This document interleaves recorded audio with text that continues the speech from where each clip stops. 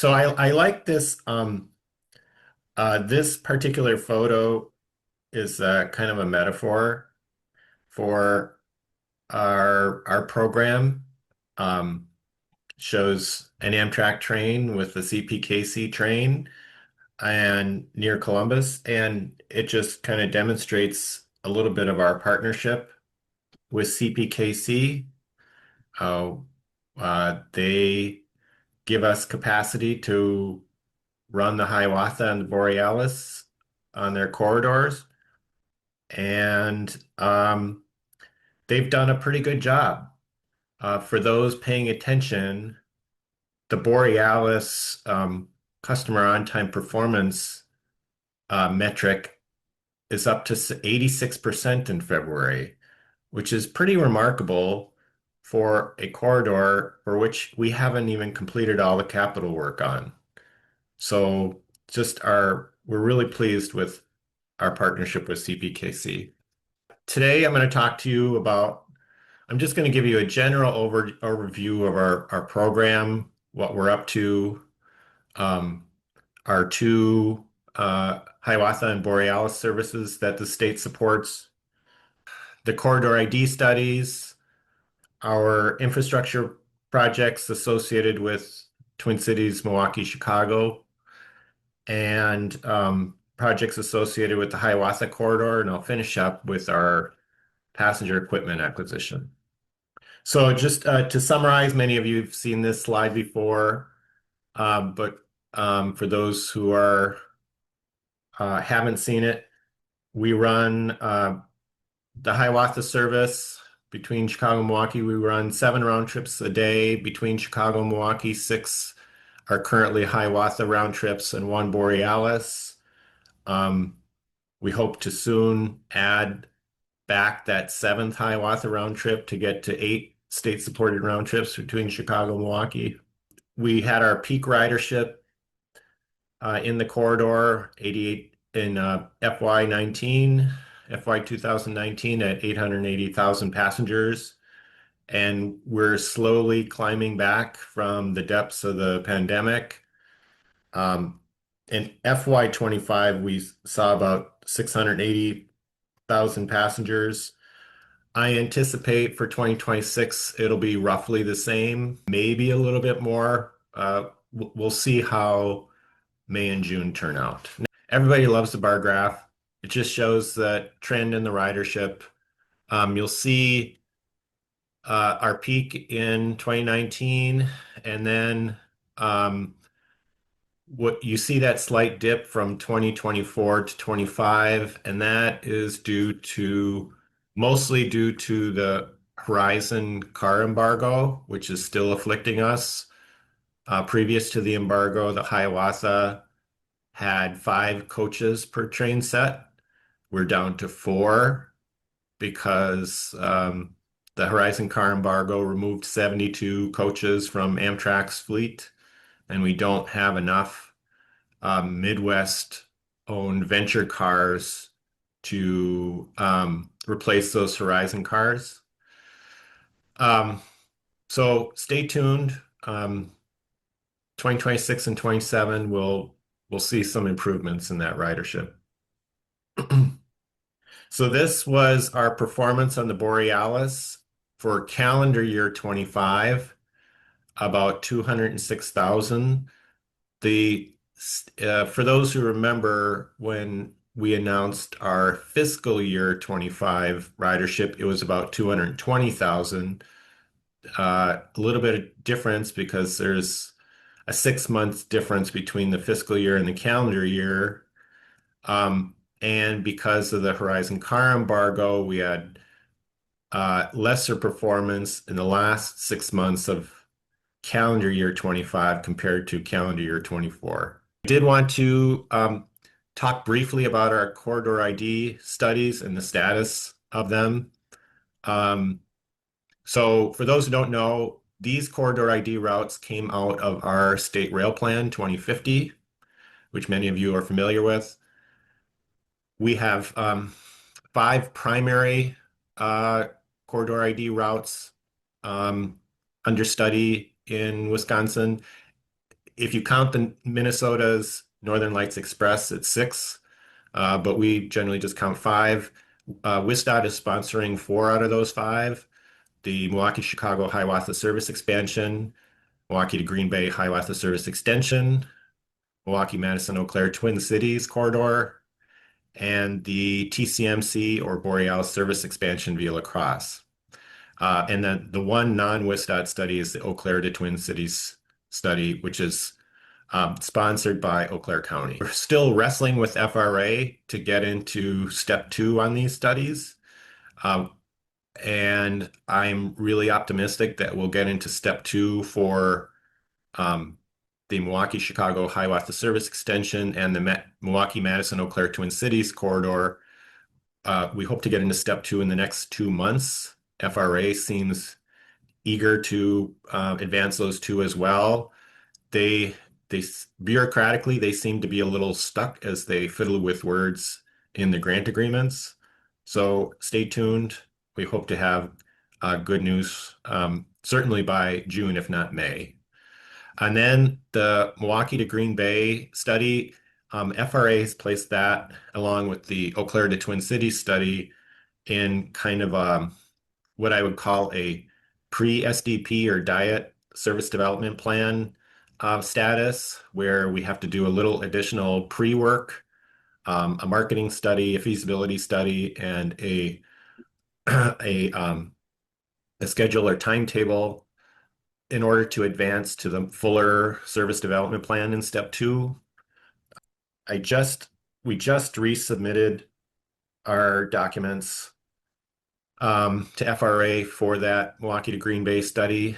And because it is a slimmed down statement of work compared to the others, we hope that will be approved rather quickly. It might get into that core service development plan at the same time as Milwaukee, Madison, Eau Claire, Twin Cities, and Milwaukee to Chicago Hiawatha service expansion. So stay tuned.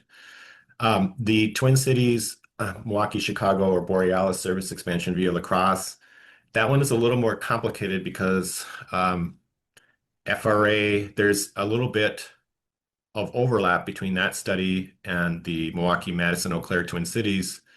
And that is, aside from the portion from Milwaukee to, say, Camp Douglas, we're kind of fine-tuning the verbiage around the St. Paul to Minneapolis extension.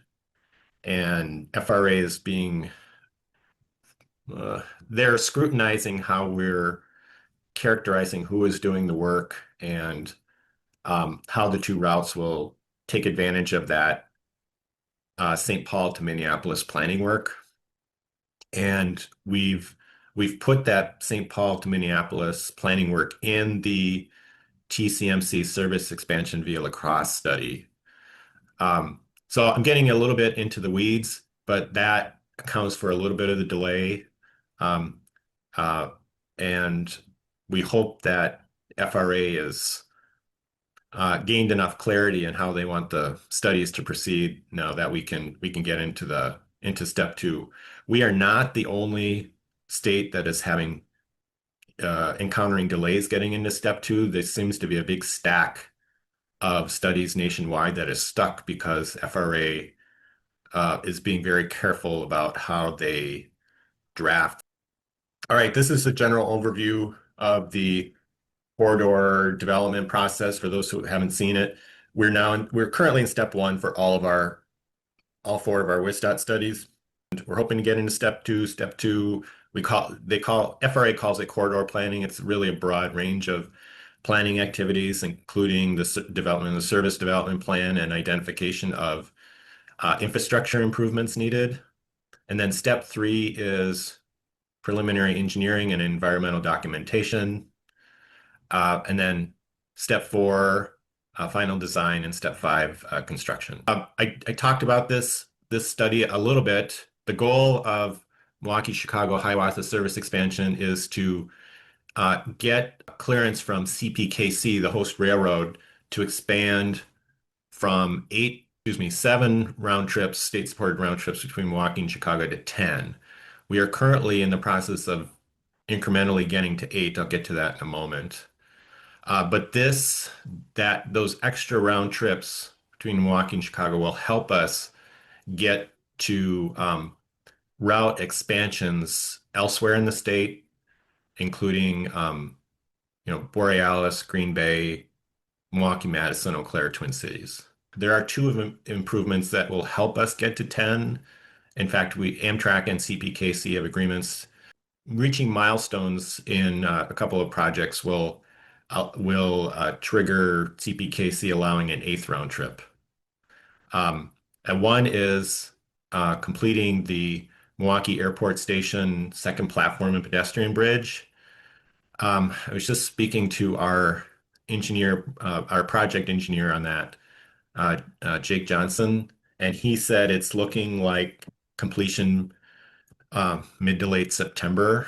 That's the latest. There's been a lot of delays with the steel fabrication on this project, and that we probably lost about 6 months because of steel fabrication problems. The pedestrian bridge is going to be assembled on the ground in the next couple of weeks, and um, for all you rail fans who like to take photos, the lift is going to occur in the middle of the night in about the third week of April, and should be in place by April 20th, if not a little earlier.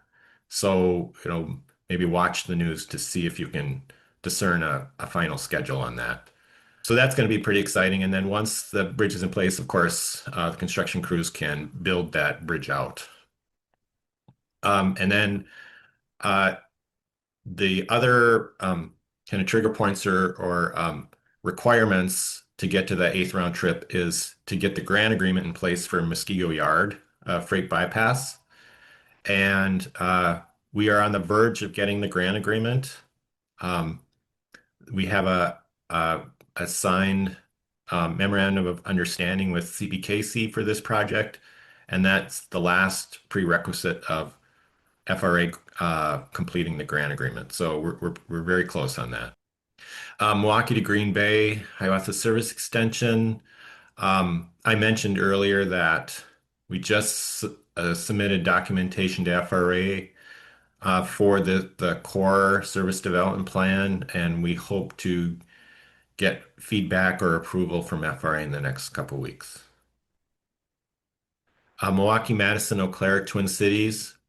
So this might be the most dynamic of the 4 corridors we're studying, and we're in the process of, revising our documentation on this. And the complicating factor is Amtrak is completing its own service development plan for phase one. So phase one would extend 1 or 2 Hiawatha frequencies from Milwaukee to Madison through Waukesha, Jefferson County to Madison, with proposed stops in Watertown and Pewaukee. So it's 79 miles per hour service between Milwaukee and Watertown, and 59 miles per hour service between Watertown and Madison. That's phase one. Phase two would increase the track speed from Watertown to Madison to 79 miles per hour with up to 4 round trips. And then phase three extends service to Eau Claire and the Twin Cities. Again, I mentioned that Amtrak is working on this service development plan. We are not involved in that, um, and but we are observing and providing technical information to Amtrak.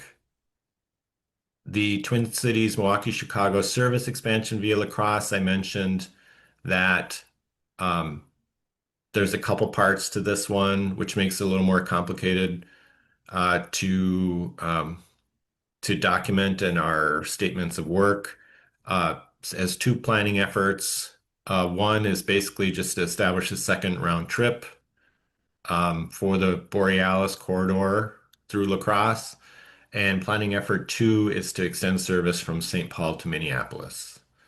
And so the interesting thing about this, that makes it complicated, is between St. Paul and the kind of the preferred route to Minneapolis, there are four host railroads: CPKC, a little bit of Union Pacific, uh, Minnesota Commercial, and BNSF. And so it makes the route planning pretty complicated. In addition, Minnesota Commercial does not have PTC on its few miles in East Minneapolis. So the planning work for that is probably going to take longer than planning effort one. So stay tuned. So I talked a little bit about infrastructure projects. These projects are ongoing. We haven't actually started construction on any of these things: the Mississippi River Bridge, the Winona Siding, La Crosse Double Track and Crossings, Tower CK and River Junction, but we're getting close to finalizing design. Um, I think the bridge work is probably the most advanced, and then the siding might be second.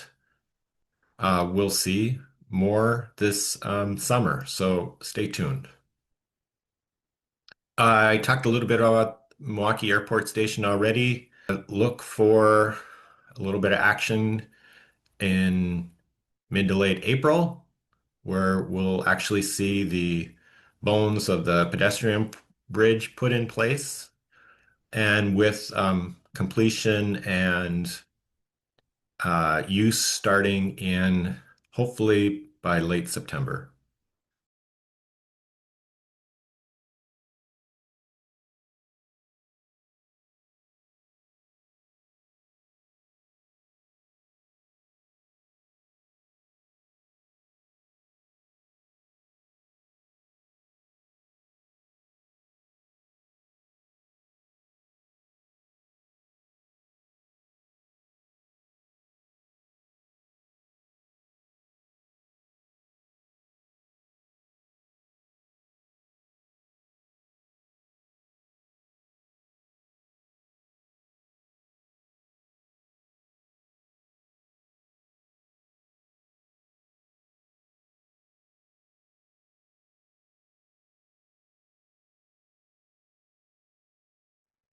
Muskego Yard bypass, I talked a little bit about this.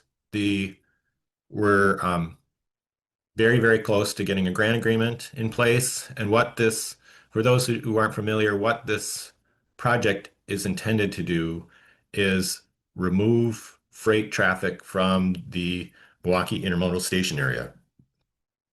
So it will actually increase capacity in the station area a little bit and disentangle freight traffic from passenger traffic. It will construct two freight bypass tracks on the south edge of Muskego Yard. And it's going to be a lot of work. It's about 90, we're budgeted right now for $91 million, and looking to get that grant agreement in place within the next month or two. Just a little more detail on Muskego Yard bypass. Uh, we're looking to get final design started by the middle of 2026, and with construction starting either in late 27 or early 28. The signal project that's tied into the Muskego Yard bypass project, they're going to occur simultaneously. They're funded a little differently, which actually might slow down the signal project, but CPKC seems to be fine with that. And design work um, should start this year. So this slide is a little outdated. We were hoping the design work would start in 25. It hasn't yet, but it will in 26. Finally, our passenger rail equipment acquisition from Siemens. We're acquiring a total of 9 cars, 3 cab cars, and 6 coach cars from Siemens. These cars are sitting in Beech Grove, Indiana. They left Sacramento on March 20th and arrived in Beech Grove, Indiana the 27th. Or excuse me, yeah, March 27th. They've been sitting in Beech Grove, Indiana, um, and we're waiting for to get some agreements in place um, with Amtrak so that we can start the commissioning work. Um, our timetable has slipped on getting these into service. Um, there's lots of reasons why. We anticipate that the coach cars will get into service if everything goes well by July 1st. And the cab cars will take a little longer because they are a new equipment type on for CPKC. So we have to do some corridor tests with it so that CPKC is assured that the cab cars operate safely and that when they're in the lead position, that they will uh, activate the crossing warning devices. This is a big deal for CPKC and FRA. We also have to do a little bit of design work and adjustment of the cab car horns. Uh, and that is going to take a few extra months. So we're hopeful that they'll get tested and certified and into service on Hiawatha by September 1st, if not a little bit after that. So that's all I have for today.